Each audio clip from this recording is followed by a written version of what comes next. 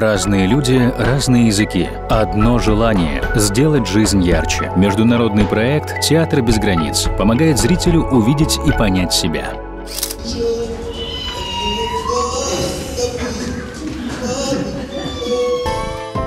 Название спектакля «Время без слов».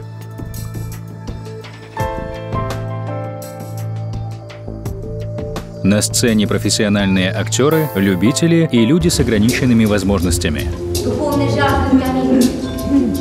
Пустыни мрачные я облачился. Шестикрылый седокрыл на берегу тьмы явился. Участники труппы встретились за 2 недели до премьеры. На репетиции они съехались из разных стран. Но каждый знал о предстоящем спектакле и вынашивал в себе то, что хотел донести до зрителя. Интрига проекта в том, что никто не догадывался о теме спектакля. Режиссер даже не знал, как будет называться действо. Спектакль предстояло придумать за 14 дней. Очень важно создать пространство, где участник захотел бы рассказать что-то о себе.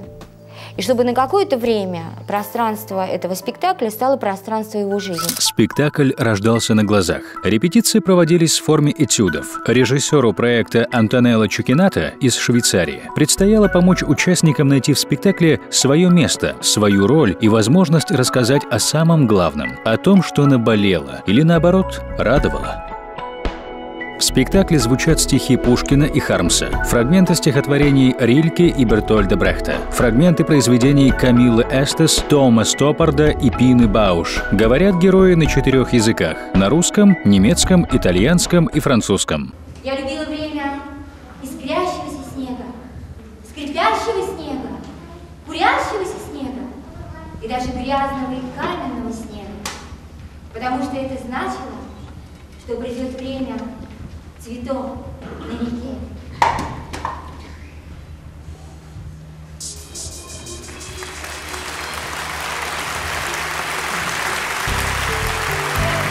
Тема радости жизни и теплоты человеческих отношений появилась первой. Участники не виделись друг с другом год и перенесли это настроение в спектакль. За ней последовали ностальгические мотивы дружбы и драгоценных воспоминаний. Затем тема печали, обиды и одиночества. На протяжении всего действия герои преодолевают препятствия, проходят через искушения, прощают обиды и находят утешение. По словам многих зрителей, во время спектакля они пережили не только удивление, но и некоторое очищение, катарсис.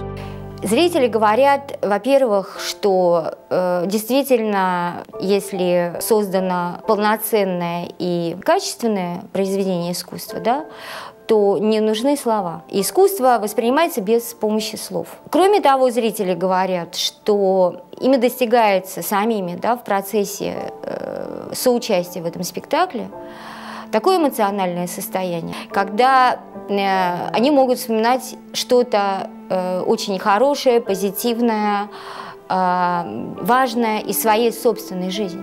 Я думаю, что люди с интересом шли туда в том смысле, что не знали, что ожидать. Потому что в Германии таких групп вообще мало. Обычный зритель как бы не знаком с этим. И мне одна женщина потом говорила, что «Ой, надеюсь, что не будет как-то такое ощущение, что мне жалко смотреть на вот этих людей с нарушениями».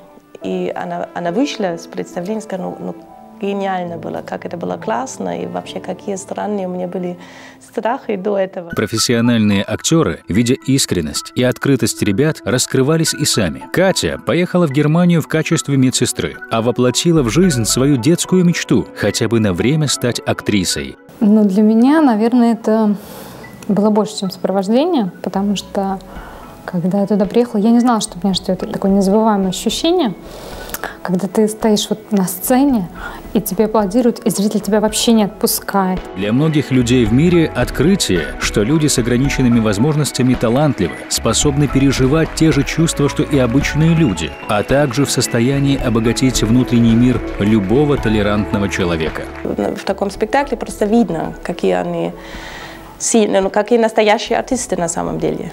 И тогда просто человек перестанет думать о том, что, я не знаю, там, у кого-то синдром Дауна или у кого-то там нога не так работает. Участникам проекта, пусть на время, удалось создать идеальную модель общества, где счастливы все. То есть такое ощущение, что они компенсируют вот некий такой дефицит душевности, искренности и человечности. И на них всегда смотреть мне лично интересно, и не только мне. Несмотря на тяжелую нагрузку, репетиции длились по 6 часов. Ребята удивляли всех своей работоспособностью. Возможно, это частично связано с тем, что им было очень удобно и непривычно жить. Вместо привычной палаты на 15 человек отдельный номер на двоих, собственная ванная, оборудованная для инвалидов, возможность самим спускаться на лифте и передвигаться. А самое главное – отношение окружающих на равных. Как медик, наверное, скажу, что это идет им на пользу. Никакого курорта больше не надо, потому что ребята просто расцветают на глазах. Они готовы работать без перерыва. Они показывают большую работоспособность, вообще большую коммуникативность, и они стараются выполнять все, что им говорят. За 3 года существования проекта можно уже предположить, что подобные постановки необходимы зрителю и будут востребованы в любой стране. Театр без границ благодарит всех, кто помогал и помогает в реализации этого проекта.